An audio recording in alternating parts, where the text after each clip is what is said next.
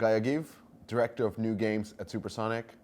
Let's start with the most difficult questions. How do you know you have a hybrid casual hit on your hands? Okay, there are three key signals that we are trying to track: the marketability, stickiness, and conversion. We are aiming to find games that has a wide audience, as broad as possible. Second, we always track the ratio between day 1 to day 3 to day 7. We have those metrics that we believe that this is the key for success. And of course, we want to see the ARPU rising regardless to meta, like only the core loop. Once we see those three signals, the sky's the limit. Yeah? That's okay. So pretty easy. But what are the steps, I'm curious, from you have that idea, you have that core gameplay, you have that ARPU rising, as you said, and what are the steps when working with a publisher from that point to the magical scaling part? Yeah, so there are 5 steps, I would say.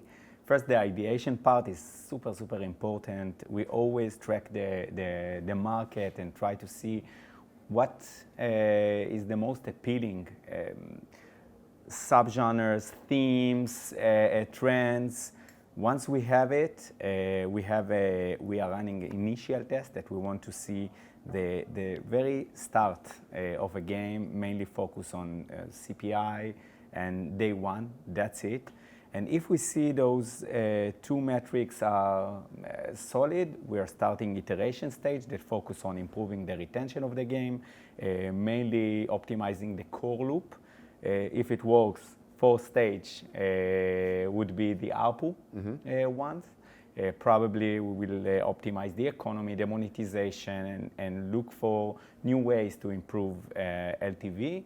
And then we move on soft launch, and we focus mainly on growth, adding more media sources, and always keep optimizing both core loop and all the rep around it. So if I would break it down, there's like design phase, if you will, during which you're prototyping, designing, testing that core. Then there's the production phase, during which you actually solidify, this is the core, this is what works, this generates the ARPU without bells and whistles, but now it's time to add bells and whistles and content to keep the player then. And then you go into a soft launch phase, during which you start testing different marketing Exactly. creatives, and then once that proves that it's scaling up correctly, the CPI is not the cost per install is not going too quickly up, high. the LTV keeps on increasing after a longer time, we can go towards a global launch and really put the jet engines behind it. Indeed. Okay. What is the length of each of the phase typically? Like, what are you looking for? Because there's the notion of these are hybrid casual games.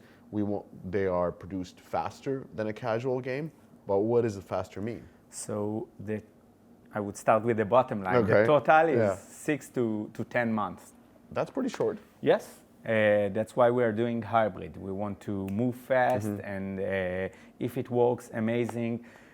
We always say that a mega hit, born as a mega hit. Yeah. So you know it from the very first moment. And that's why we are not tolerate with non or nice game, I would say.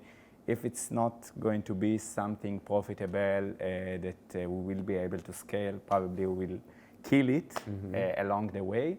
So 6 to 10 months, I would say. The ideation would take probably 2 to 4 weeks. Then we'll start to design it. Probably the iteration stage or the designing part will take 2 to 3 months. Another 2 to 3 months for the ARPU stage.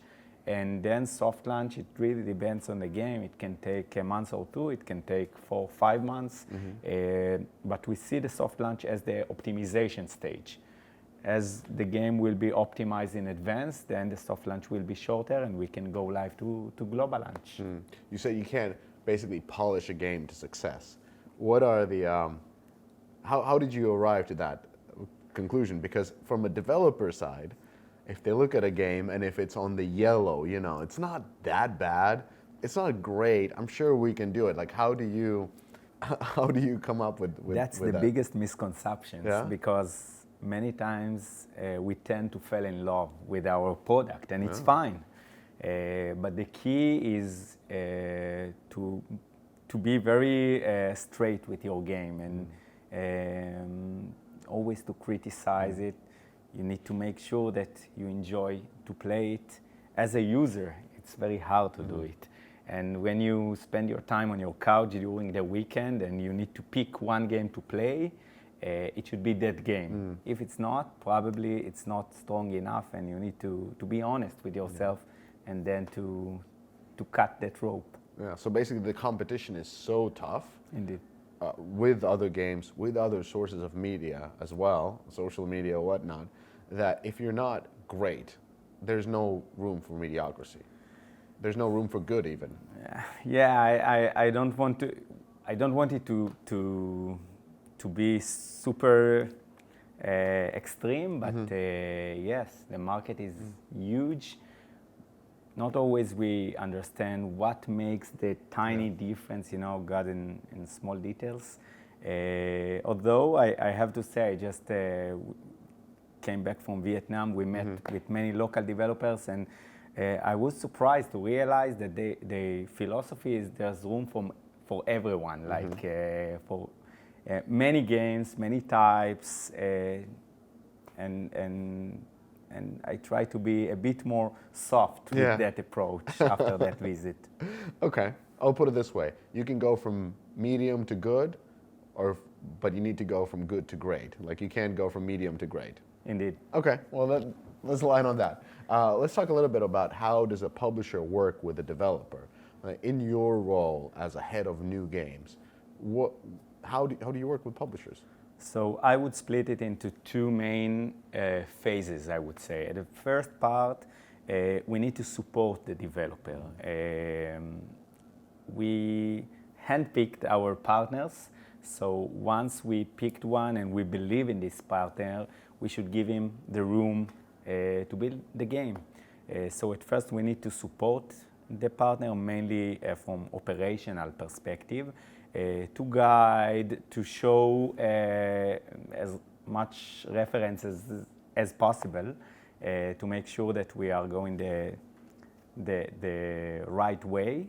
And once we are ready to move on to soft launch or to scale it up, then we take over it and start to pay much more attention on the business part. So at first part, we will be a supporter, and on the second part, probably we will be much more dominant with monetization, UA, and others. And how does the role change? And is there a phase where the role changes, or is it more that you think about what does the winning team has to look like, and you just start populating those people into that team? So at first, I have to say that the studio manager, which leads this partnership, should be like a football coach. Okay. He should be on the entire court or the field, and he gets all the support from a game designer and monetization. Unlike many others companies, we do pay attention to a different type of monetization or economy if we're talking about new game, a prototype, or a live game. So the team should fit to building games. Once the game is, let's say, mature enough to move forward, probably we will change the expertise to be more fit to a live game. So this split is super important, and it reflects our philosophy of how to make games, since we are working with so many prototypes at early stage. Interesting. And what's the best type of relationship when working with a studio? Like, what are you looking for from the studio to have that sort of a, what do you call it, a cultural fit with a publisher? Yes, but at the end, it's a partnership. Yeah. And you know, like in real life, you need to adapt yourself to the partner. So sometimes we see partners that have very strong product skills, so we will let them be more dominant in the product and take other areas on ourselves, and the opposite. We have partners that just say, please let us do what we know the best, and we need to, more than everything, we need to be able to assess their skills, and according to that, to decide how this partnership is going to look like. Should it be more dominant, less dominant?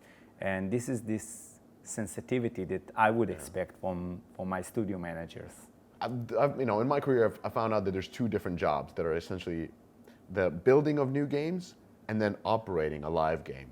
How do you look at this as a head of live games? It's like, do you want your studios to focus on new game development because that's what they're good at? And as you go through the stage of a design and production and soft launch and it begins scaling, like, do you want them to go back to what they're good at rather than learning a new job, which is operating live ops? So I learned that building games, it's one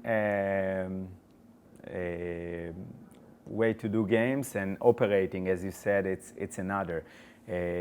Most studios, and I totally understand it, even mature studios and like great studios, not necessarily knows to do the best, even like big companies. So we're trying to focus on the first part, like to find partners that know how to build games, ideation and prototyping and fast lane, like to soft launch.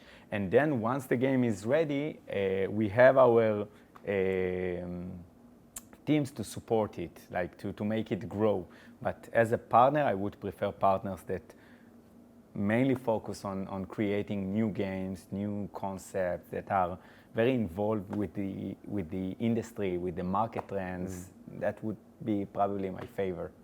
Now that I think about it, I'm really curious, like, what does your normal week look like as a head of new games? Like, do you play just a ton of new games? Because you must get hundreds of submissions. Yes, so we play a lot. We are focusing on always to be aware of the market, every new game, like a big game, not every new game, but a big game that comes live, we're trying to play. We're trying to play prototypes from many developers all over the world, from Korean game developers through India, Austria, and all the way to Argentina, I would say. So we're trying always to play as many games as possible. We are playing many prototypes or like a start of the of the games that we get with our platform. And once we pick the right game, we start to think how to make it better. What are the main references? By the way, it's all about references. I want to play a game that I say, I love this game, but I would do this and that a bit better. And this is our day-to-day work, like to find out how to make the popular games outside in the market to be a bit better. That's always the fun part of when you're playing games at home and your kids look at you and like, no, daddy's working. You can't play, but daddy needs to so work. They play with me. They play other games. Many times I look at their screen. What do you do? What is this game? I come to some random kids in the train, in the night train, and ask, what do you play? What is this game? And then their mother just chases you away. Excuse me, what do you do here? So what are the sort of three misconceptions that comes that people have about the hybrid casual game design? So I see many times that game developers think that if they have a cool idea, they say, I will do it good, and that might be enough. So no, it's much bigger than that. Like, yes, you need to have a strong core loop, but it's much bigger than that. The depth of the game is super important. Also, we see like many times they say, I would add the monetization later. So no, big no.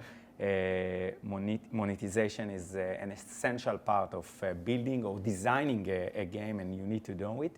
And also to be able to think about how this game is developed or like growing over time. I think one of the most popular sentence that we use here is, okay, I understand how this game looked like at level 5, but how it's going to look like at level 15, 50, 500, 5,000? Yeah. So, and if the game designer or the studio manager or the studio itself cannot answer me how this game is going to look like over time, so I send them back to rethinking about this concept and make sure that it has enough depth to move forward. Last but definitely not least, what can other studios learn from the best studios that you work with in creating new games? Like, what sets those studios apart that are able to just come up with So bangers? it's two things, but I think it relates to life. To listen and to be humble. Like when we are open for many different opinions, and we monitor the market and try to see different ways to make games, because there's not one way to make games, it makes your product much, much better. And we see that our best partners have this, I would say, listening ability better than others. Oh, nice. Well, Guy, thank you for sharing all the insights on how to make It was a real successful pleasure. hybrid casual games. Thank you.